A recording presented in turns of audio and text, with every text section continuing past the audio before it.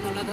വർഷങ്ങൾ കാത്തിരുന്ന ശേഷമാണ് ഒരു കുഞ്ഞ് കിട്ടുന്നത്. എന്ത് പ്രശ്നം ഉണ്ടെങ്കിലും ഈ കുഞ്ഞിന് ഞാൻ അബോർഷൻ ചെയ്യില്ല. കാരണം ഇത് മാതാവ് തന്ന കുഞ്ഞാണ്. മാതാവ് ഒരു കുഞ്ഞിനെ തന്നിട്ടുണ്ടെങ്കിൽ അത് മാതാവ് നോക്കിക്കൊടുക്കും. ഞാൻ മുടങ്ങാതെ പ്രാർത്ഥിക്കുകയും നേർച്ച വസ്തുക്കൾ ഉപയോഗിക്കുകയും ചെയ്തു. പിന്നീട് ഞങ്ങൾ കണ്ടുകൊണ്ടിരുന്ന ഡോക്ടറെ കണ്ടപ്പോൾ ഡോക്ടർ പറഞ്ഞു, ഒരു കുഴപ്പമില്ല, ദൈവം നിങ്ങളുടെ കുഞ്ഞിനെ രക്ഷിക്കുന്നു. അങ്ങനെ വീണ്ടും ടെസ്റ്റ് ചെയ്യാതെ ഞങ്ങൾ മുന്നോട്ട് പോയി. അടുത്ത സ്കാനിങ്ങിലൊക്കെ കുഞ്ഞിന് വേറെ അബ്നോർമാലിറ്റീസ് ഒന്നുമില്ല. ക്രോമസോമലായിട്ട് അറിയാൻ പറ്റില്ല, അല്ലാതെ വേറെ ഫിസിക്കലി അബ്നോർമാലിറ്റീസ് ഒന്നുമില്ല.